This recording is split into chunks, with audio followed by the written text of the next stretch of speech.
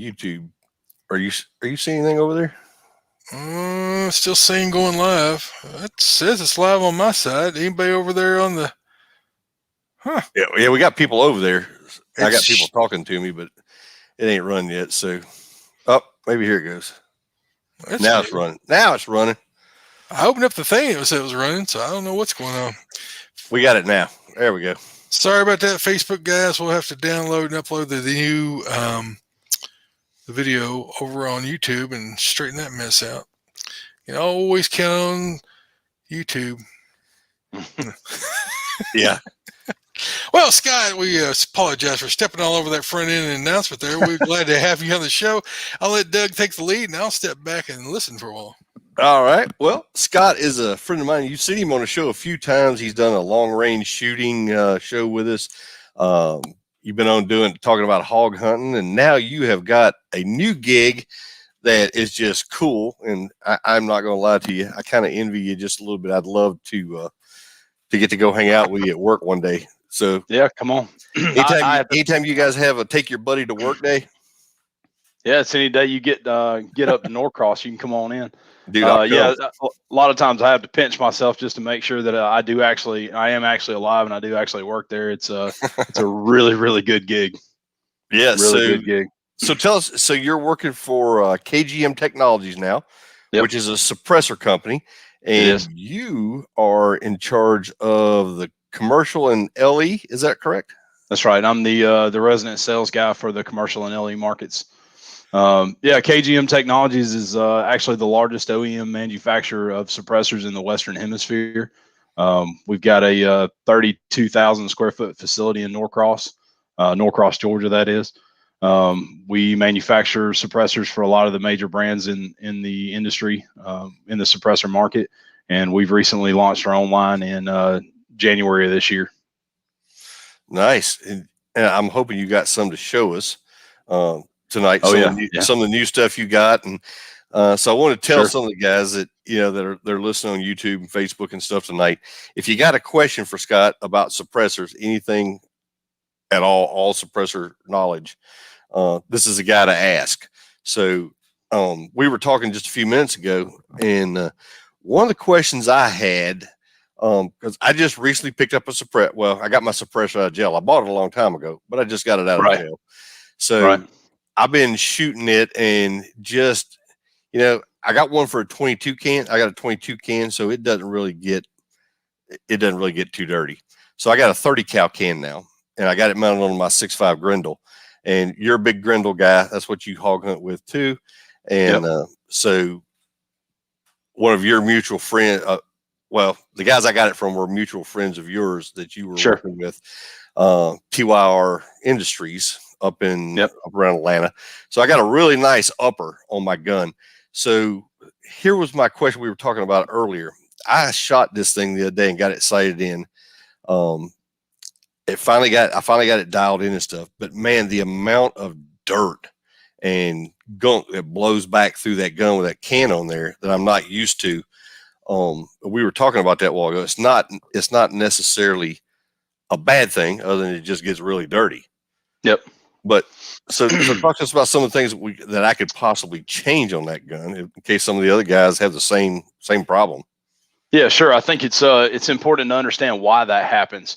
So when you're talking about suppressors, you're basically creating a carbon trap and a gas trap at the end of your muzzle. So typically anything that is any unburnt powder or whatever gets blown out of the end of your muzzle. When you put a suppressor on the gun, it gets caught in there with all that superheated gas.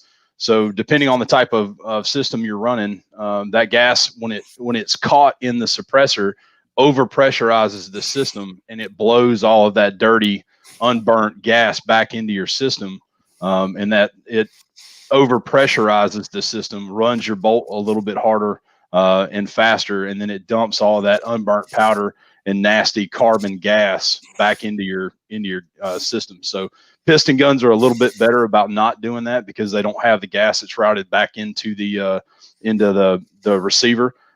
Direct impingement guns like the one you have, is just a constant cycle of gas back through, and so you get all that unburnt powder back into your receiver, into your bolt, and then down into your magazine, and it does get nasty. That's one of the things that we pride ourselves on at KGM. Some of the technology that we have is called our Apex system, and that stands for adjustable port end cap.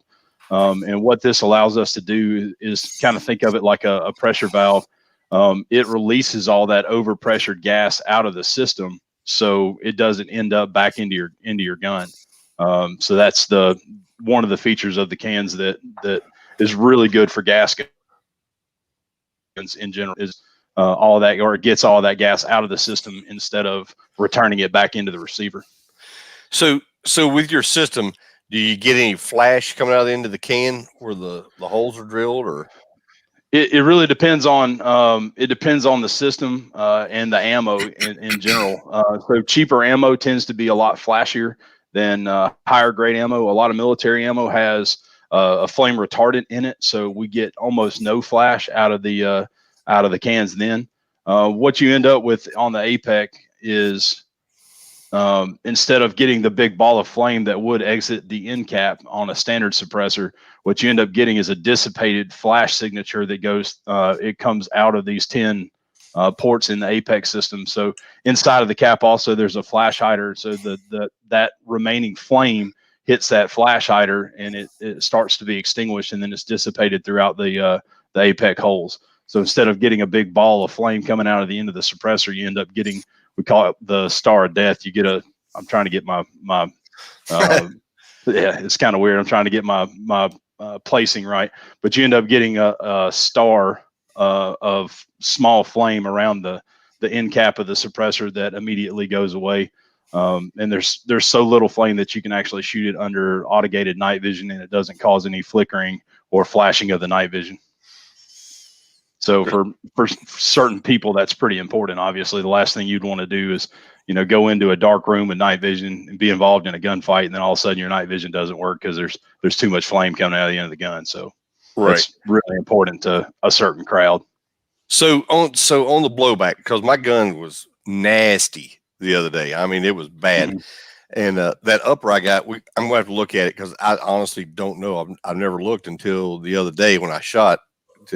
I hadn't even thought about it. So we were talking earlier before we started the show. So one thing I can possibly do is go in on the gas block if I got an adjustable gas block and crank the gas all the way down. Yeah, well, so you wouldn't be all the way down because then you'll turn your gun into a single shot basically.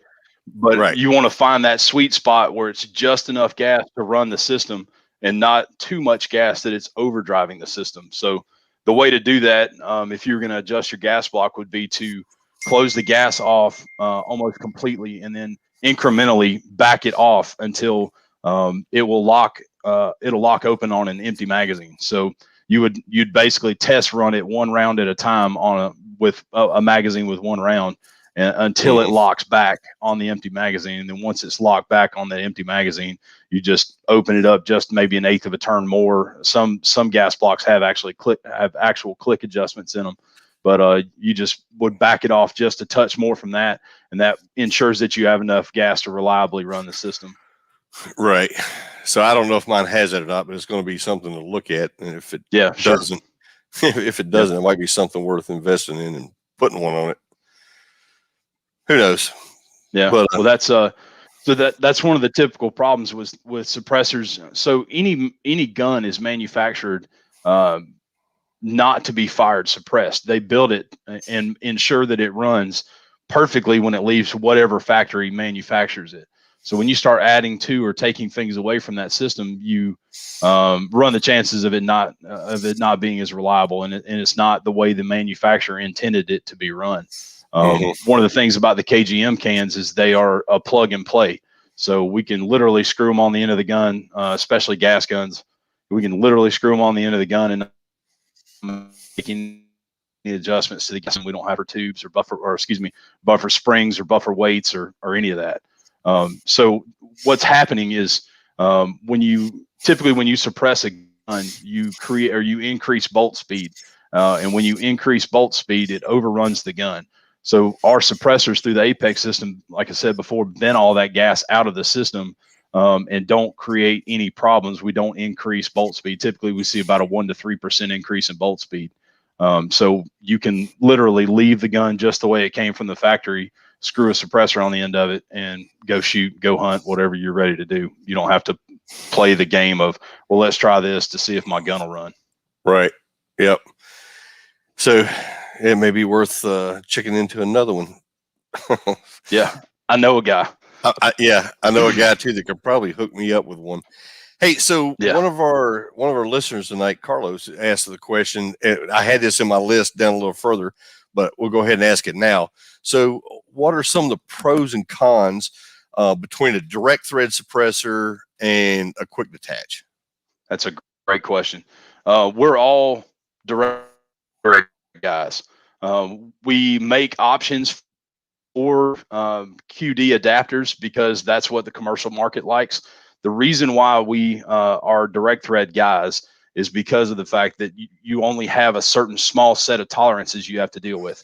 You only have to deal with the tolerance built into the thread, the mounting system in the back of the can, and then the tolerance on the muzzle end of the gun. So you've got just a couple of thread pitches that you only have to worry about. And then you're also butting the suppressor up against a 90-degree angle on the end of the muzzle. So the shoulder, where the shoulder and muzzle threads start, that suppressor butts up against that. So we can guarantee that it's aligned properly as long as the shoulder angles or the shoulder and angle is correct. When you get into muzzle devices, now you're screwing a muzzle device onto a shoulder. Well, that muzzle device may have tolerance issues. It may be a little loose in spec. It might be a little large in spec. And then now you have another mount that has tolerances that's in the back of the can. You may be able to time that can perfectly every time you put it on the brake. If it doesn't time perfectly, then it's going to shoot a different spot. So you'll have point of impact shifts every time you take the suppressor on and put the suppressor, or excuse me, take the suppressor off and put the suppressor back on. So go ahead. So that's a good point right there, and that's one thing I was going to ask you too. And I'm glad you mentioned that. So with a direct thread can, you do this a lot. You shoot this stuff every day, all day. So with a direct thread can, do you find that if you take the can off, clean it, whatever you're doing to it, or you just take it off and then you put it back on, does your point of impact shift much every time you do that? No, not with our cans. So one of the things that we tout is 0 to minimum point of impact shift, and it really depends on the type of system you're running. Obviously, if you have super thin pencil barrels and then you hang a weight off the end of it, you're basically hanging a weight off the end of a tuning fork. And so when that happens, you may get some point of impact shifts on really good barrels on stout systems. I haven't seen any substantial point of impact shift at all. I did some testing with a customer 3 weeks ago, and it was a 1/10 of an inch at 200, or excuse me, a 1/10 of a mil at 200 yards, which is about a 1/2 inch at 200 yards, can on, can off. So it's minimum. There's several factors that go into point of impact shift, like we talked about a minute ago, timing the suppressor correctly every time. So with direct threads, when you take the can off, you can screw it back on and apply the same amount of approximate pressure. You know about how hand tight it is. So you got a couple options. You can either put them on super tight or like using tools, or you can just keep them hand tight, which is what I do. Because I'm the sales guy, I swap suppressors from one gun to the next gun to the next gun to the next gun. And I always make sure that I'm checking that about hand tight all the time. So I don't know how tight my hand tight is as far as inch pounds or foot pounds, but I know what's normal. And as long as you're consistent, you can get repeatable results and minimum point of impact shifting. Good deal. Troy, jump in here. Well, I'm just listening to knowledge, and I don't really have anything to give on the suppressors. The only one I've got is a Integral Mark II that I've had for like 15, 20 years. I've got some in jail, but they're a long way from ever showing up to my house. Yeah. Those guys keep everybody from enjoying their suppressors, and I think the market would be probably 5 times what it is if people didn't have to wait as long as they have to. Unfortunately, we don't have any control over that. Or pay $200 for something that suppresses noise. It doesn't make it more lethal. So by the time you get into buying suppressors, you've kind of got the expendable income to do it. Mm-hmm. Some guys save up a long time to buy a suppressor, and I think if they charged $1,000 for a good guy card, and you were approved by the ATF, you've checked all the boxes, and you pay $1,000 for a good guy card, you should be able to walk into a dealer and purchase a suppressor. They call in a background check and say, hey, has anything changed? Has he been arrested? Is he on any kind of watch list? Or, has there been any changes in his status? If that answer is no, in my opinion, I think they should be able to just hand you the suppressor over the counter. I think that would be a really easy way of doing things. But maybe when I'm go ahead, Scott. Sorry, I was just gonna say maybe when I'm president, I can start changing things like that. You got my vote. Yeah, yeah. Hey, don't give me the power of the red button. Right. It's good that you brought that up too, because one of my buddies is on the YouTube channel listening, and he's chimed in a couple times. So suppressor times to get your suppressor. So he submitted his paperwork 99 days before I submitted my paperwork to get my can. I got mine at 240 days. He's sitting at he's right at a year now, and he still doesn't have it. It's still under review, and it's ridiculous how it took a year and 5 days for me to get my first one. And it took me 240 days to get this last one. Some people say, I got mine back in 2 months. I don't know how the ATF does it. I'm sure they approved my stamp on April the 8th, and it came in the mid I don't know what, couple weeks. I've had a couple weeks, 2 or 3 weeks now. Yeah. But it was like 45 days. I told him, I said, well, the government being bureaucrats that they are, one guy signs off on your form. They got to send it downstairs to another department that licks the stamp and affixes it to the paperwork. And then they got to send it back to somebody else to sign off and put the date on it that it was technically licked. Then somebody else got to put it in the mail. Yeah. It goes in the mail to somebody else. I'm sure that, there's a rhyme and reason for like why it takes some people longer, why it takes some people less time. I'm not sure what it is. Thank God our company has some ATF compliance women that handle all that. And they keep us all out of federal prison. So God love them. But, that's not my thing. I probably should be a little more up to speed on the ins and outs of the ATF process. But, I just lick the windows and try to sell suppressors, and I leave all that stuff to them. I hear you. So Doug ran into an issue when he took his can out first time hunting. It threw off his point of impact. Is that something common to all suppressors, or is that something that just varies from suppressor to suppressor, or is there things that you need to be looking out for with one cartridge over another type of can is better than another type of can for accuracy? Or that's a lot of questions in a short period. Yeah. So, but they're all relative. So the answer is it really depends. So again, with KGM, I'm going to circle back to KGM because that's what I know. Sure. There's several things that impact or change your point of impact. One of which is how heavy the suppressor is. We build our cans as light as humanly possible. As light as will allow us to do it. Our cans are out of 100% titanium, or at least our precision rifle cans are built out of 100% titanium. So we try to keep them as light as possible. Our R6 can weighs about 8 ounces. Our 6.5 can weighs about 8.5 ounces. The 30 cal can weighs 10 ounces. So one of the things that changes your point of impact, like I mentioned before, is adding weight to the end of the barrel. Well, the more weight you hang off the end of the gun, the more point of impact shift you could potentially have. Another thing that changes the way a gun will shoot is not flowing gas concentrically through the can. We build the cans as straight as possible. We hold our baffles to a 2 thou tolerance. We have a very stringent quality control process. We do run out tests on the cans. If they don't pass that run out test, then we'll kick them out of the process, because we want them as perfectly straight as possible. And if the gas doesn't flow concentrically through the can, then it can induce pitch and yaw on the bullet, which will change obviously the accuracy of the suppressor. So we want the cans perfectly straight. We want the gas concentric. We want as light as humanly possible as technology will allow us. And all those things allow for minimum point of impact shifting. So when you have a suppressor that doesn't have all those things built into it from an engineering standpoint, then you'll a lot of times see point of impact shifts. And again, running a direct thread versus a QD system, you will have less point of impact shifts with a direct thread on average, or typically than you'll have with a QD system.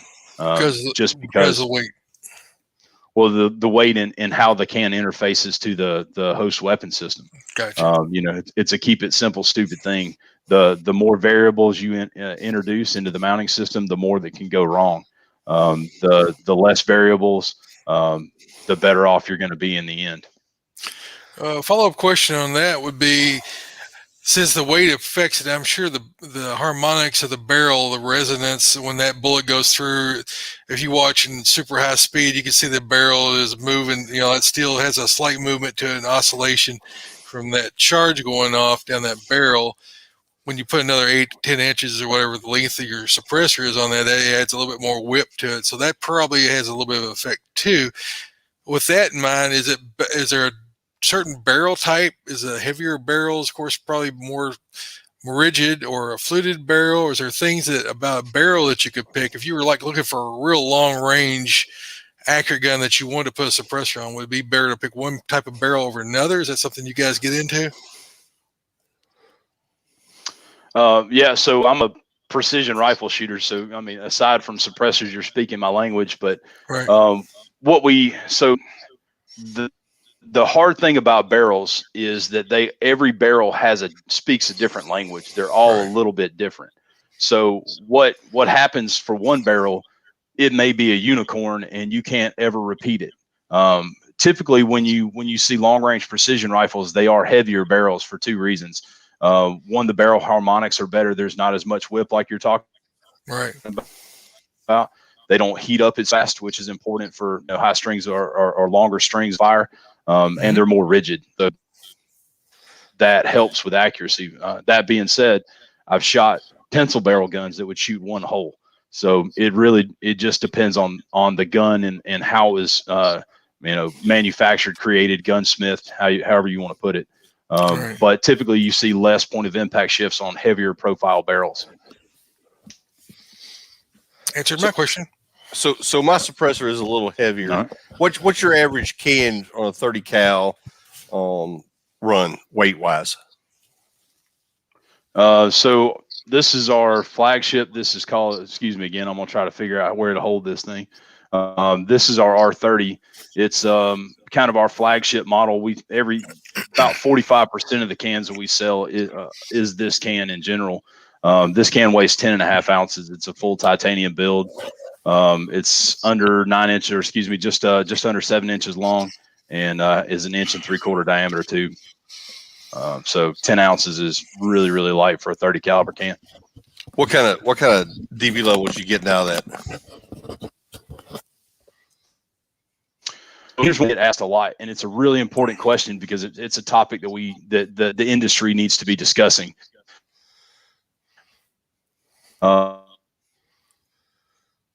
Because you can't. So, excuse me, a decibel reading is relative to the rifle, the ammo, the caliber, the barrel length, density, altitude, the type of instrument used in registering the decibel readings. So when you see, this can produces a 139 decibel rating, I'm just pulling that out of my hat. It's only in that very specific set of circumstances. If you use a different type of meter, it's going to meter differently. You can literally, so when I was in Texas a couple weeks ago, we were teaching a precision rifle class out there. I was doing a suppressor demo, and we were shooting between rainstorms. And we would shoot, everybody in the class had a KGM can on the rifle. And as soon as the rainstorm passed, the can sounded louder because there was more moisture in the air. And so it's all relative. The other thing is a lot of suppressor companies will skew the numbers. They'll shoot lower velocity bullets or, low recoiling ammo, things of that nature.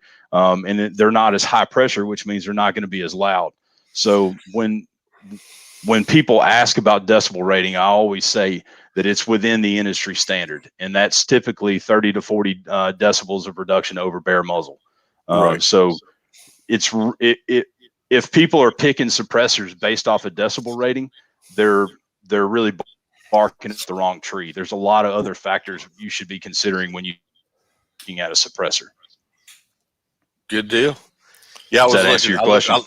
It does. I looked up my can a while ago just to see.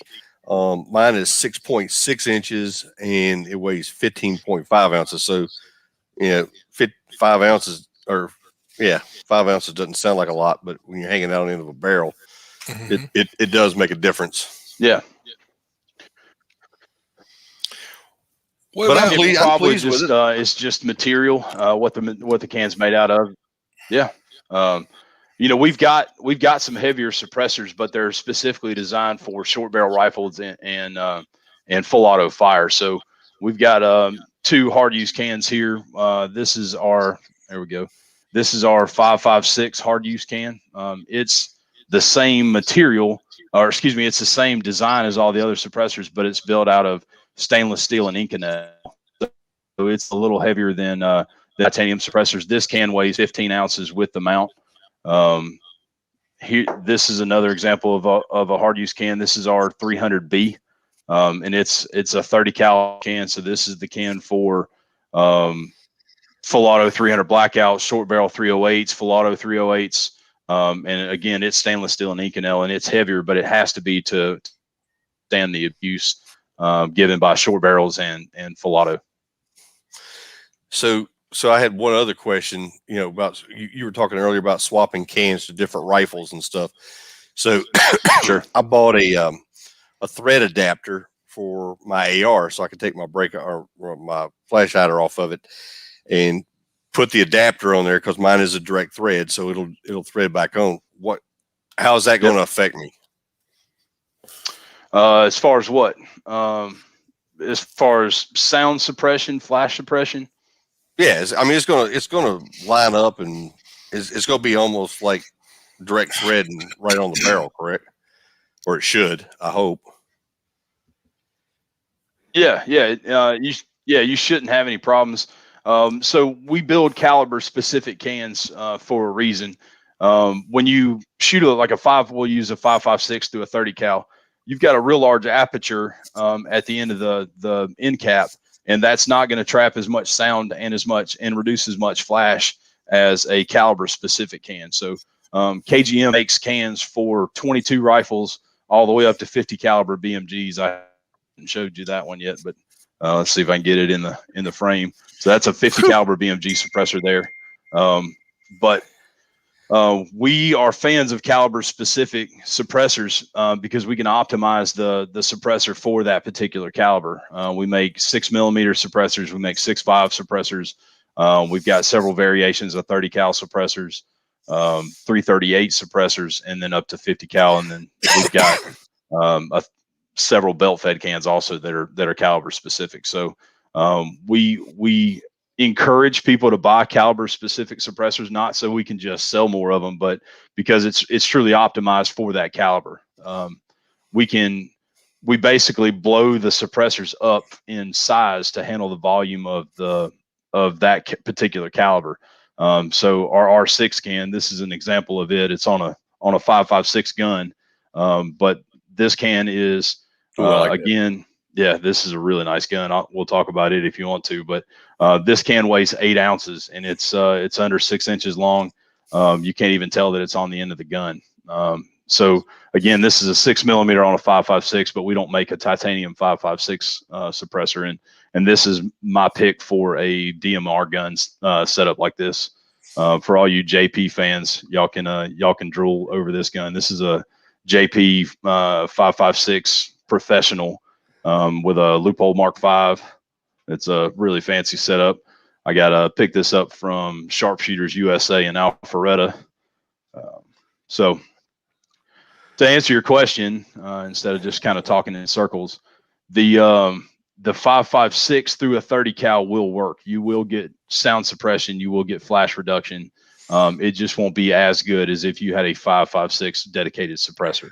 Right. Yeah. Well, a lot of guys like me getting into it, you're looking at getting the most bang for your buck. What can you suppress? What suppressor can you get that you can move around and not have to wear hearing protection when you go shoot if you don't want to?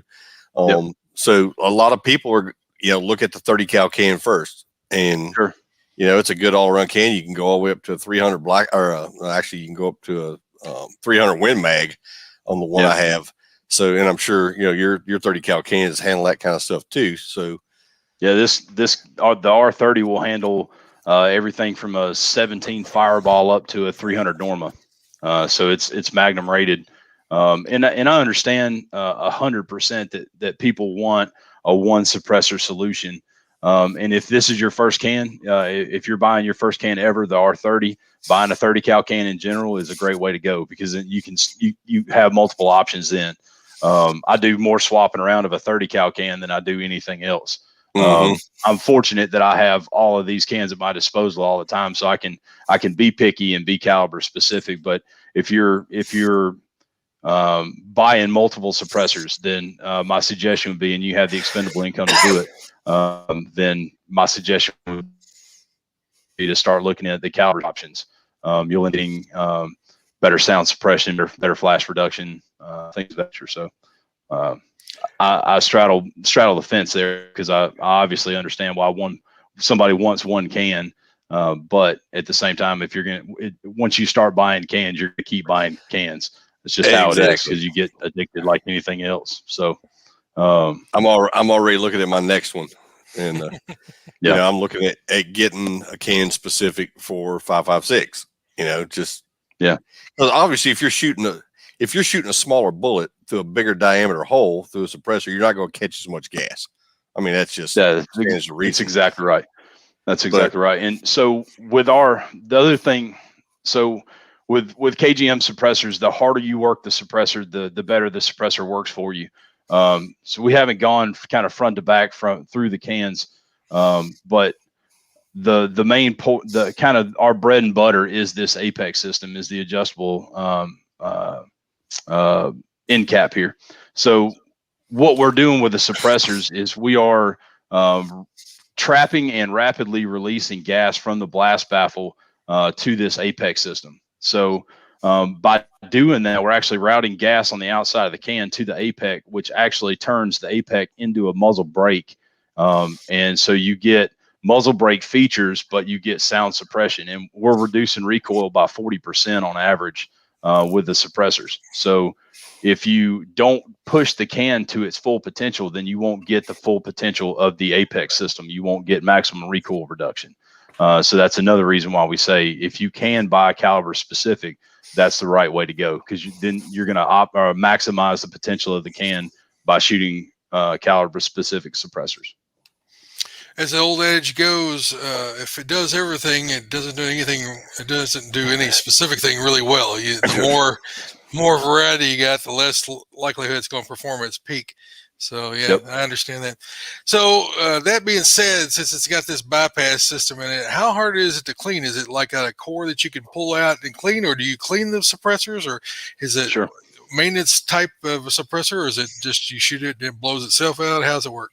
A little bit of all of the above, actually. So because the Apex system, we're releasing all of that gas, or not all of it, but a lot of that gas out of the system, so it won't clog up as fast. A lot of that unburnt powder and carbons get blown out of the suppressor. The other thing that we do is we coat or treat the baffle stack with an anti-friction and anti-corrosion coating. So there's less carbon that actually adheres to the suppressor. And as far as cleaning it, we don't allow end users to service the suppressors for a couple of reasons. We don't want to take the suppressor apart, because then it kind of undoes all of the hard work that we put in to make that can as straight as humanly possible. So all you have to do is drop the suppressor in a vat of CLR, let it sit overnight, let that carbon loosen up, and rinse it out. And if it needs it, you can do it again and just kind of rinse and repeat until the suppressor's clean. So it's really not a very taxing process at all. The CLR solution works really well at breaking up the carbon inside the can. Use it like with an ultrasonic cleaner as well, or just a vat of the liquid? Yeah, so I would suggest just using a vat of the liquid, using either a pot or a Tupperware container or something along those lines. One of the problems I've seen with ultrasonic cleaners is it just depends on the type of solution that goes in it. Some of them will take finish off of anodizing. They'll actually scrub the Cerakote off of whatever you drop in there. I've had some friends of mine that have ruined some pretty nice rifles by just dropping stuff in there and letting it sit in there for a couple of hours. And I saw a rifle the other day that was an AR-15 that they just dropped the whole thing in an ultrasonic cleaner, and when it came out, it looked battle worn. Oh, wow. So yeah, just keep it simple, stupid again. Yeah. Just keep it simple, stupid. All you have to do is just drop it in there, let it sit overnight, and rinse it out. So I've got the worst suppressor ever. I've got aluminum baffles in a 22 can. They're like the most impossible things to clean ever. Yeah. Well, 22 cans in general, if you shoot them with any real volume, they just get nasty. I mean, 22 guns. There's a lot of unburnt powder. The lead, the ammo's gunky in general, and they'll lock up a suppressor in no time. So a lot of 22 caliber suppressors are built out of aluminum. Aluminum's not necessarily the problem. It's how nasty the 22s are. Yeah, it's the gunk that gets baked on. Go ahead, Doug. Sorry to interrupt. No, I was just going to ask. You shoot these things all the time. How many rounds do you normally put through a can before you clean it? Do you clean it every time you get back to range, or? No, heck no.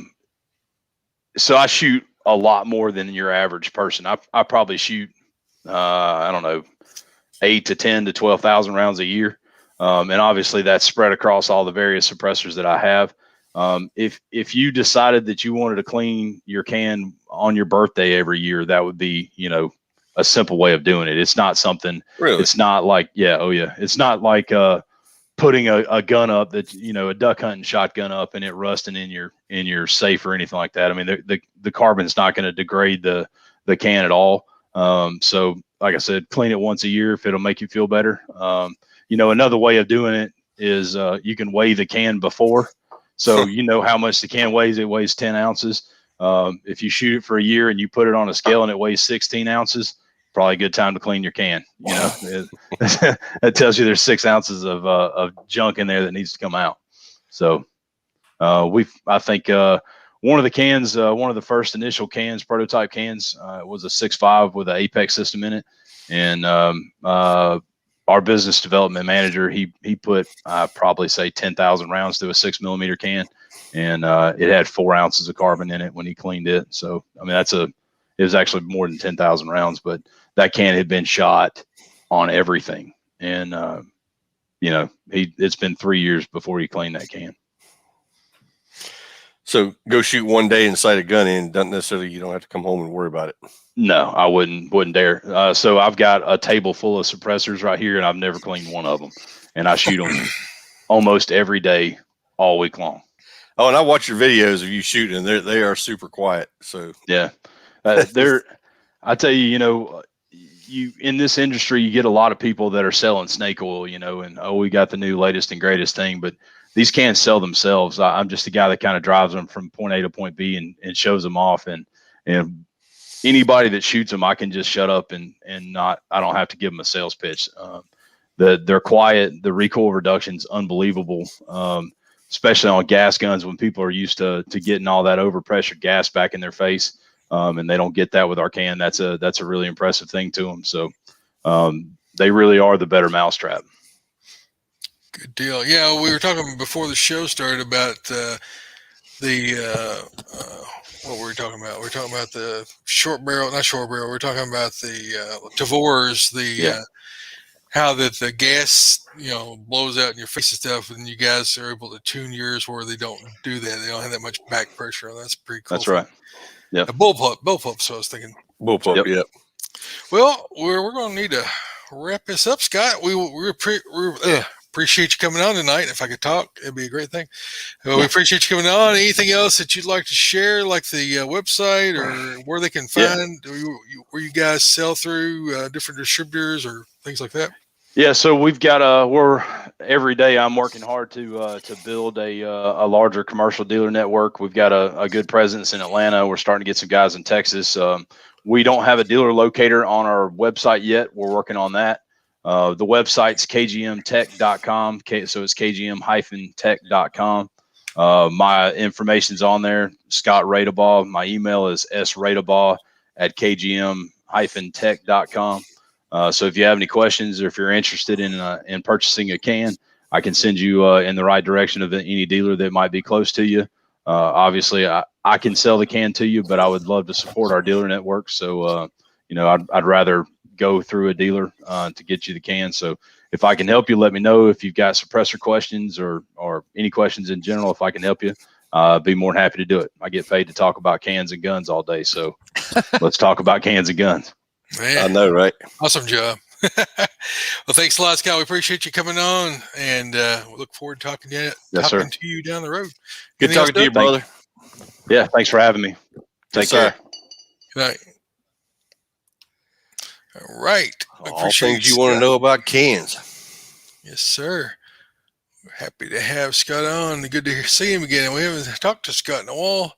He has been a busy man. I tell you what, he was talking earlier, we need to get to do some hog hunting because he's not even hog hunting hardly anymore. He ain't got time. Yeah. Oh my. That's just wrong. It's wrong, Scott. I know you can hear us. Yeah, I know, right? All right. Well, what did you do this week in God and Guns? Well, so over the past 2 weeks since we did the last show, I've been doing a lot of gardening. My garden is producing squash, zucchini, jalapenos. I'm getting tomatoes now. My peas are getting ready. I just picked the first batch of peas tonight. And so I've been canning stuff, putting it up, getting it put in the freezer, and getting ready just in case, they have another coronavirus and you can't buy stuff in the store. I ain't going to worry about it. I'm just going to go in the cupboard and pull some out. So been doing that.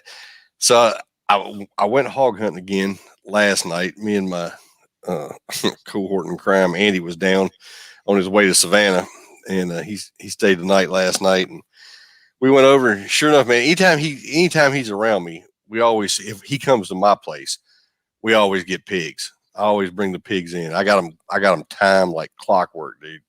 I tell him, I said 9:30, man. It's gonna be 9:30, 9:32.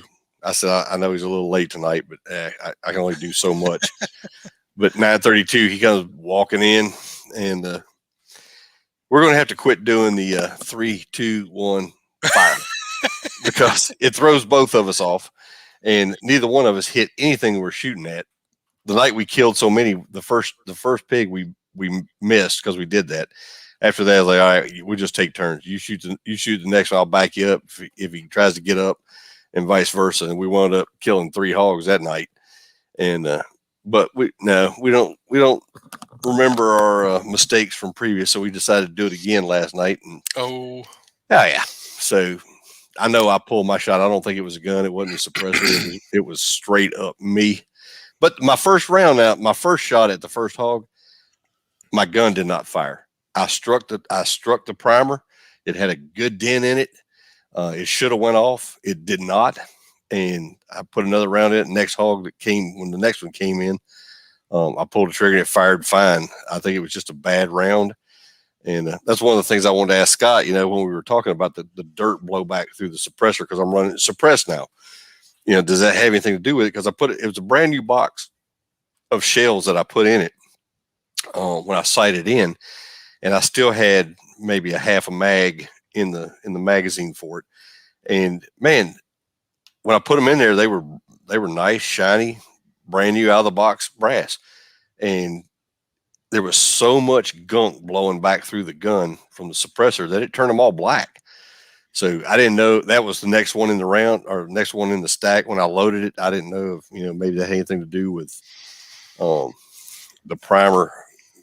It shouldn't have anything to do with the primer being dirty or anything else. But one thing I know about primers is you got to watch out for liquids, and if they're high humidity, sometimes can affect a primer. Lubricants, if your AR has got too much lube in it and gets into your primer, can affect them. If it's like you were carrying around that top of the magazine in your gun and some of that lubricant gets down on your primer, can affect them. As far as suppressors are related, I wouldn't think that would have an issue. It wouldn't be an issue. Yeah, I was just wondering because I did try to clean some of the top rounds off when I came back in just to get some of the gunk off of them, because I had to take all the rounds out of the magazine and clean the magazine out too. Yeah, because it blows a lot of dirt around through that thing, man.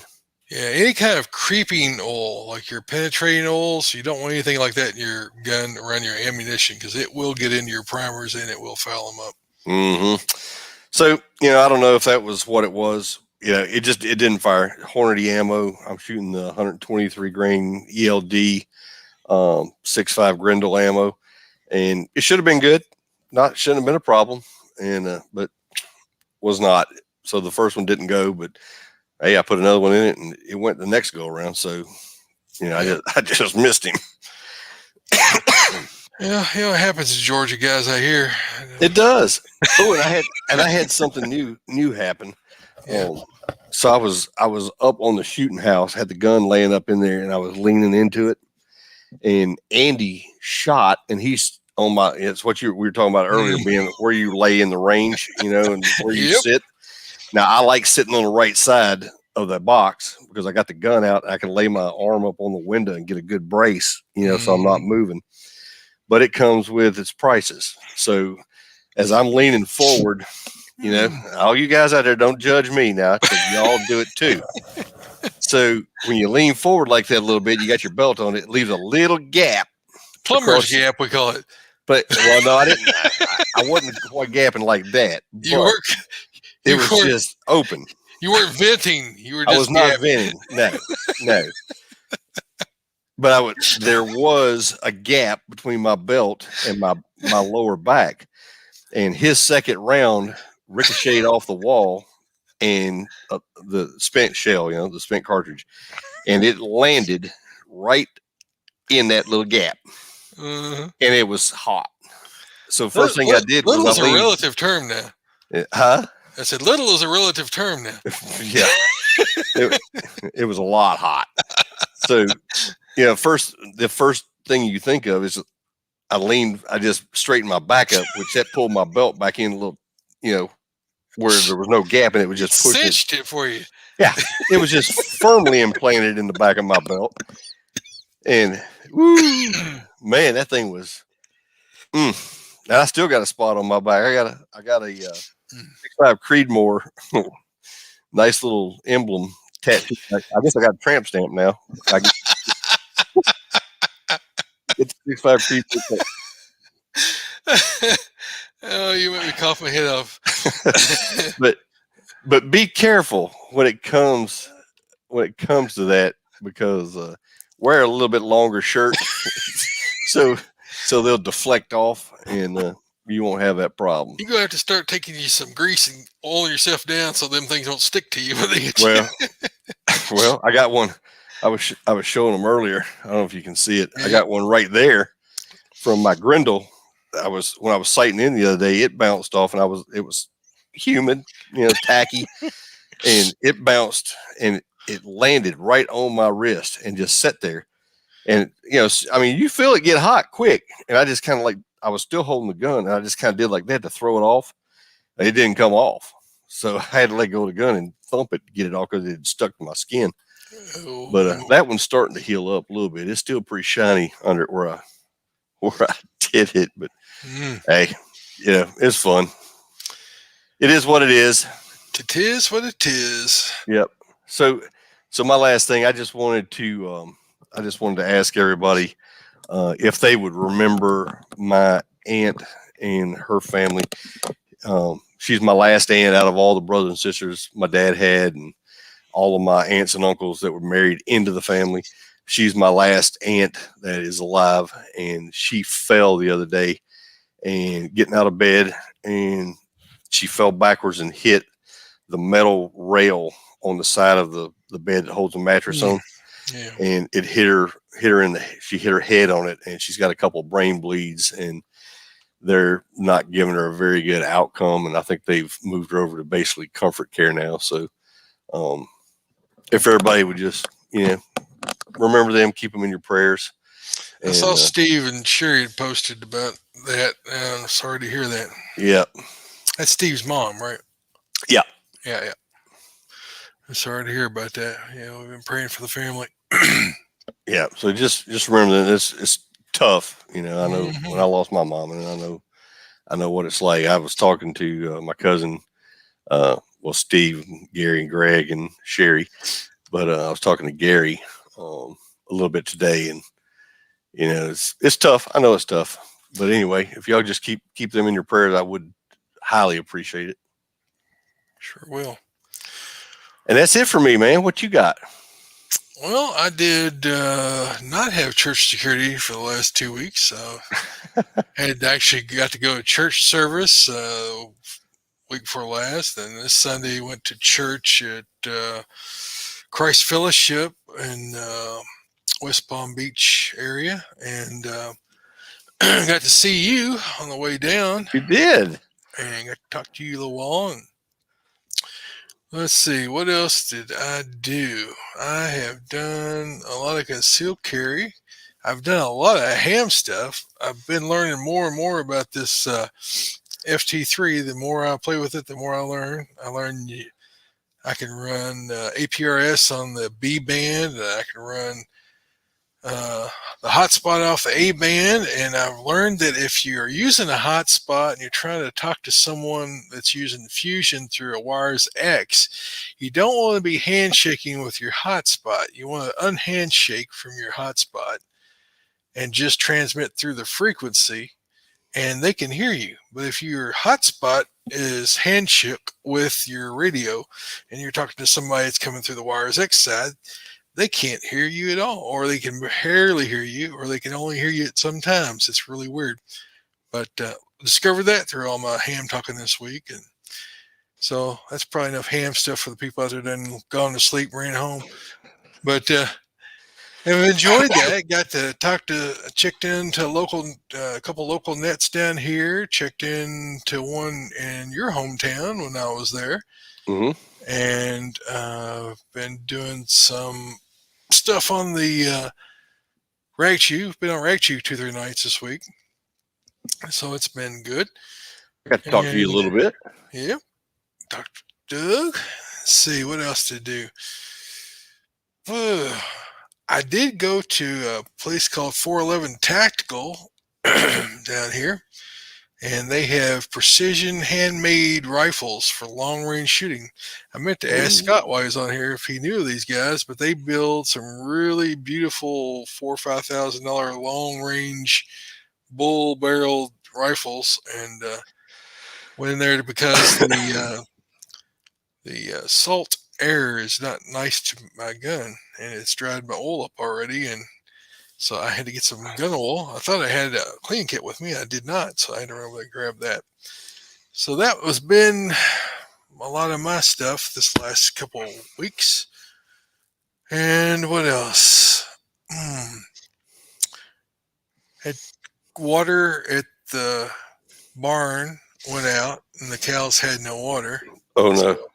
Had two neighbors actually go over and move them into the bottom pasture where they could get access to the creek and the pond, and they got the all remotely organized someone to come and fix the well, and it was a pressure switch that went bad, so that was a quick fix but not cheap.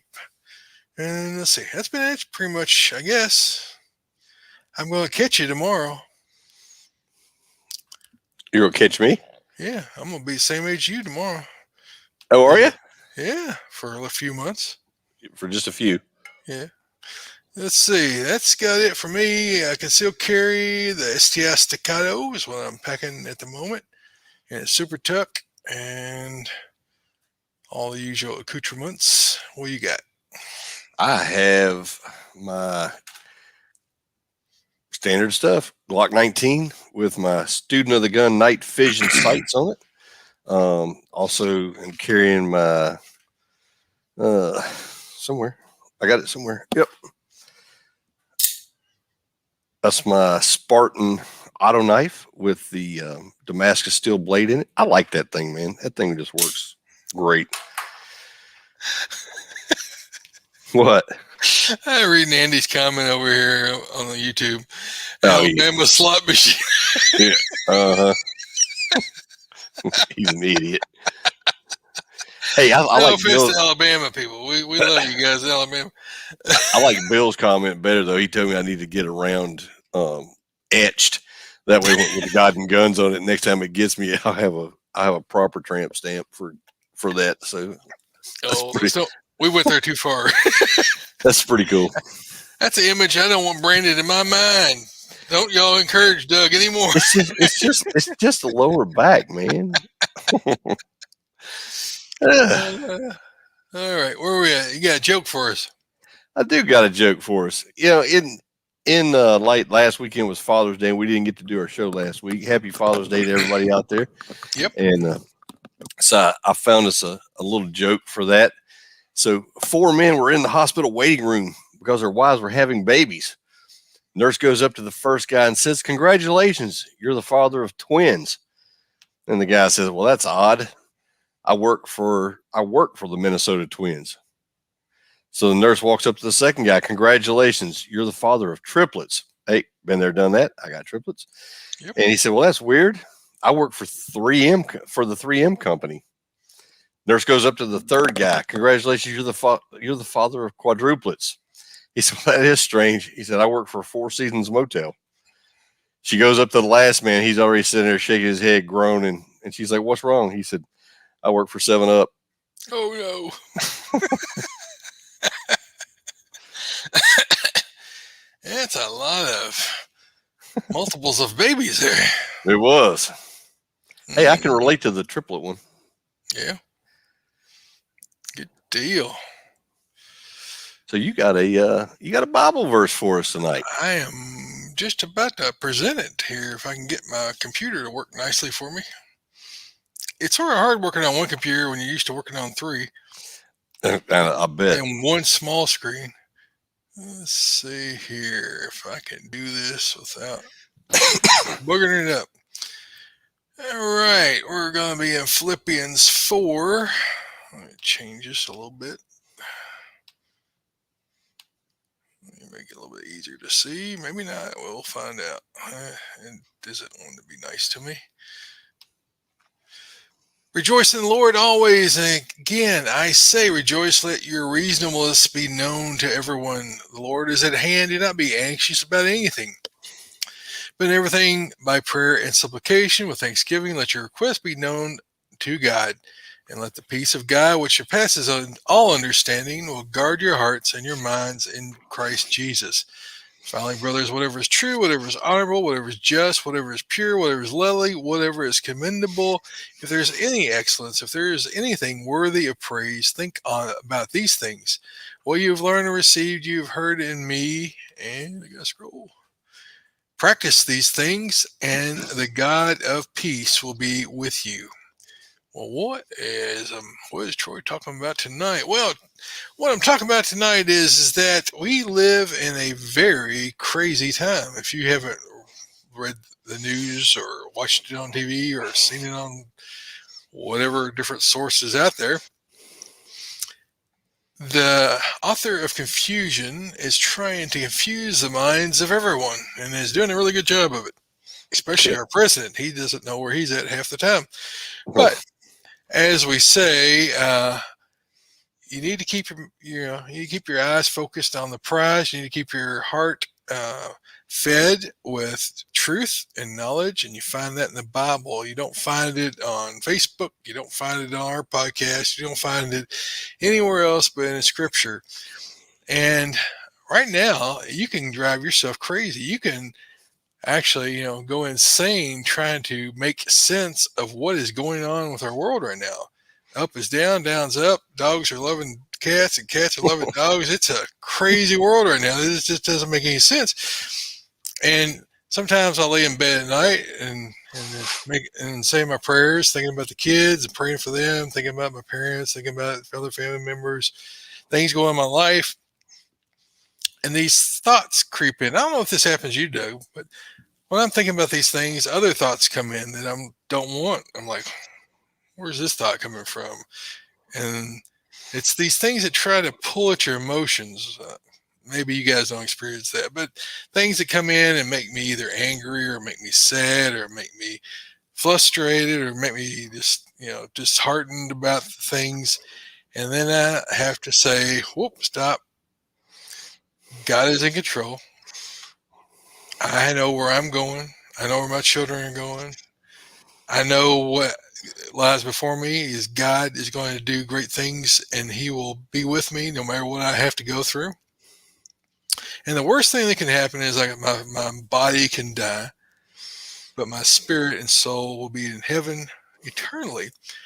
And so it is important when we're in these trying times, when people are trying to control you with fear, when your government's trying to control you, make you get injected with something that they don't even know what it is, when they're trying to threaten to take away your freedoms, threaten to take away your property, threaten to take away your rights, threatening to do things to your children. All these things cause anxiety, but it should not cause anxiety in the believers, right? Right.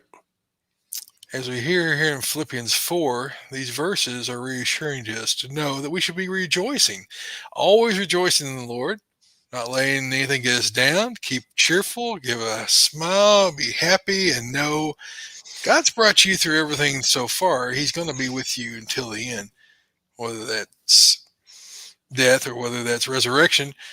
We don't know. We don't have to worry about that. God's in control. He has our best interest in mind, and he tells us that. So it's important that we not be focused on things that we have no control over.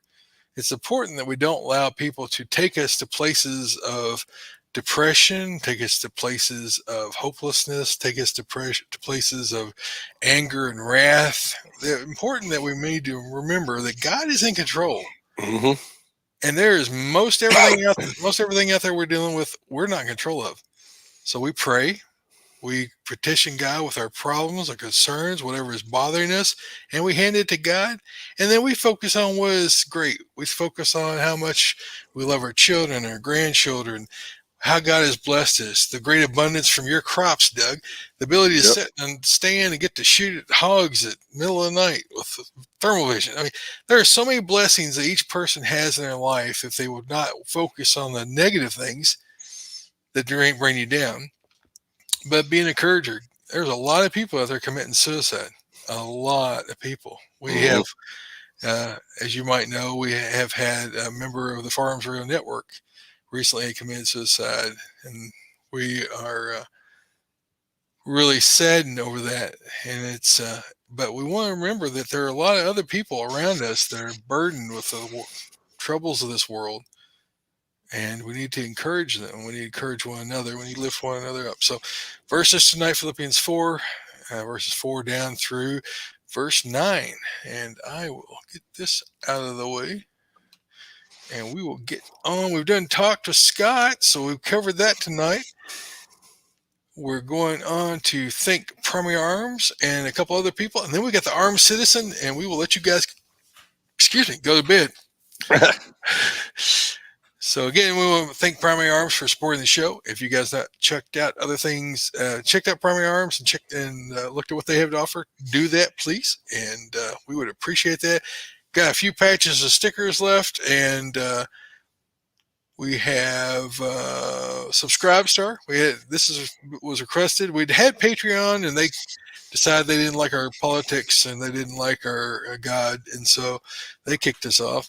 And so we've got Subscribe Star, and you go Subscribe Star God and Guns, and that will get you to our page. And there's different levels of support there if you would like to support us. And We don't promise any frills or free stuff and all that stuff. If you want to support us, we appreciate it. And if not, well, not anything we can do about that. And we love you anyway. And we still appreciate it. We still appreciate it. All right, you got the next couple. Then we got the armed citizen coming from Atlanta, Georgia. Looks like Atlanta, Georgia tonight. Hey, so our first one here is if you're looking for a nice light, hopefully over Father's Day, you took advantage of some of the sales they were having. I mean, some of them were crazy for PowerTac lights. If you're looking for a weapons light, headlamp, a light just carry in your pocket, PowerTac makes a great lifetime warranty on them, and they are good lights. If you find something that you like on their site, use our promo code God and Guns. They'll give you 40% off. Now, unfortunately, that doesn't work anymore for stuff they already have on sale. So I wish it did, but you take the bigger advantage. If they got 50% off, go for it. We'll be blessed in the back end somewhere anyway. So it's all good, but go check them out. PowerTac.com. Also Crossbreed holsters.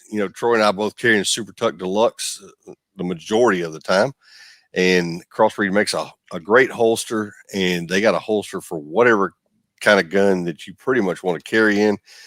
And if you got one next to your bed on the nightstand, your wife carries one in her purse, you got one in your truck that you want to mount, or cargo pocket, Crossbreed makes a holster for them. So go out and check them out. Use the promo code GNG, and they will give you 10% off over there for just listening to the show. That's crossbreedholsters.com. Also, Axelson Tactical. If you're looking for a tac driving rifle, custom rifle, pistol, long range bolt gun, Axelson makes them for you. They got some good stuff out there, and they've been having quite a bit of ammo. If you're in the need and you have the money to go buy it, by all means do. Some ammo started to come down a little bit, Troy. I've seen it. It's not to the good old days yet, but it's getting better. It's a little more plentiful. So Axelson has ammo over there. They sell 223, 5.56, 9mm. It's still a little pricey, but if you're in need, go get you some. So go check our buddies out at AxelsonUSA.com. Hey, use the promo code over there, God and Guns. They'll give you 10% off as well, just for listening to the show. Last but not least, these guys, we don't have a promo code through Palmetto State Armory. We just have an affiliate link. So if that is one of your frequent places you like to go buy parts, they had some great Father's Day deals too over the weekend, this past week. And they had some good stuff. A buddy of mine just picked up actually the entire stuff to set up for a 6.5 Creedmoor AR platform, and it was like $699. I think is what they had it on sale for. So that's not a bad deal. It was a lower, upper, everything. So quite the deal. But if you're looking for pieces, parts, and that kind of stuff, and Palmetto State's your place, use our affiliate link. Go over there, and they will send us back a little bit of love for the stuff that you buy over there for just shopping through our link. So go check them out, PalmettoStateArmory.com. Deal. This week's Armed Citizen. What you got for us? This week's Armed Citizen comes to us from Atlanta, Georgia. A man in Atlanta, Georgia was forced to defend himself when he was beaten by a group of thugs in the street on June 5th of 2021. The man had gotten into an argument with another in a group of people that Saturday evening, which escalated to the point that 5 men, 5 men in the group began to physically assault him. As they assaulted and battered him, the man managed to draw a concealed handgun and shoot his attackers. The shot wounded one of the attackers and convinced the others to stop their attack. Police responded to the scene around 10:50 p.m. with a report of a shooting. They recovered and rushed the wounded attacker to the hospital before discovering the battered victim and witness to defend the witness to the defensive shooting, who told them what happened. As a result, the 5 men, including one that was a victim that was shot, were arrested for charges of aggravated battery and robbery. And that comes to us from the Atlanta Journal-Constitution.com. Well, that was a constipation. That's what Rush always called it, Atlanta Constipation. The Atlanta Constipation. Yep. Oh man, that's a little crazy. It's sad when a bunch of people jump you and you try to defend yourself, and then you got to have a witness to back up that you defended yourself. Did you hear about that poor couple who got got a car and shot, and a Yeah. girl died up in Chicago. Mm-hmm. It's just insane. And the woman wants to blame guns. Yeah. It's not the guns, lady. It never has been the guns, and you're a liar. A liar. All right, we're gonna wrap this puppy up. I know we're over the time that we normally do, and you guys are wanting to hit the sack. We appreciate you hanging out with us, and thankful you're here. We appreciate when you guys are able to be with us live. It adds to the show and makes it much more enjoyable for everyone, I think. So send your feedback to Troy at GuyGunsPodcast.com or Doug at GuyGunsPodcast.com. Please tell your friends about us. Leave us an iTunes review and like us on Facebook at Facebook.com/GuyGunsPodcast. Subscribe and follow us on YouTube. You can find us over on Instagram as God and Guns, Wimkin page, and I've got a personal page over there as well. We have Rumble. I don't know what's going on with Rumble. I'm having trouble uploading here lately. We will figure it out probably when I get back. We're also on MeWe, which is pretty active. So we got quite a few people over on MeWe on the Guy Guns page, and I have a personal account. I think Doug does, as well. Well, until next time, Doug, have a blessed week. And keep your guns close, but keep your Bibles closer. Y'all have a good night. We appreciate it. We'll talk to you all later.